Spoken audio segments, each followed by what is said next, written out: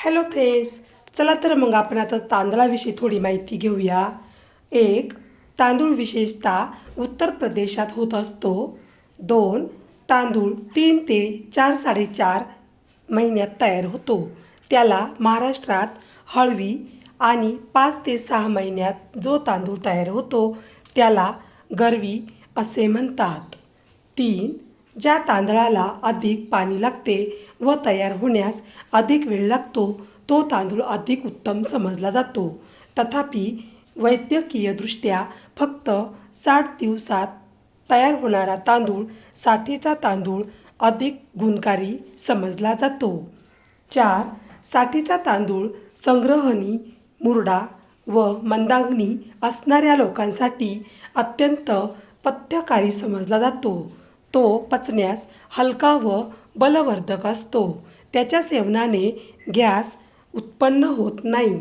परंतु भाताचे शौकीन लोक खाण्यासाठी दिसायला सुंदर असणारा तांदूळ पसंत करतात. पाच, गिरणीमध्ये पॉलिश केलेल्या तांदळापेक्षा हातसडीचा तांदूळ श्रेष्ठ प्रतीचा असतो. तो खाण्यास गोड व पौष्टिक असतो.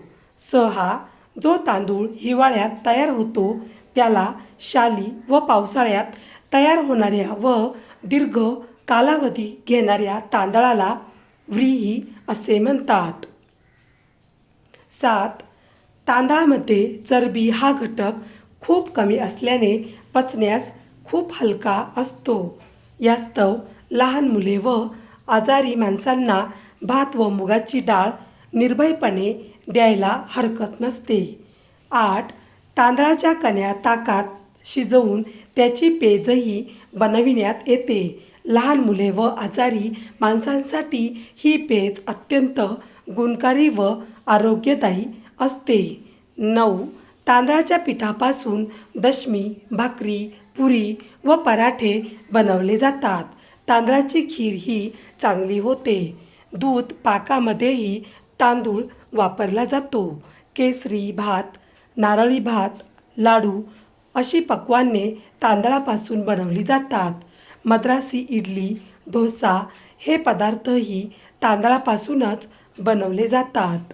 दहा, दूध व भात किंवा ताक भात व दही भात खाणेही आरोग्यकारक असते. तांदळापासून पोहे व चुरमुरेही बनवले जातात. तांदूळाचे पोहे वायुनाशक आहेत.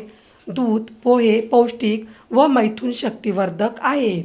11, तांदूळाच्या लाह्या थंड, हलक्या, अग्निप्रदीप्त करणाऱ्या, वृक्ष मलमूत्र निर्माण करणाऱ्या, बलवर्धक आणि उलटी, अतिसार, दाह, रक्तदोष, धातू, चरबी व तृणाशक असतात.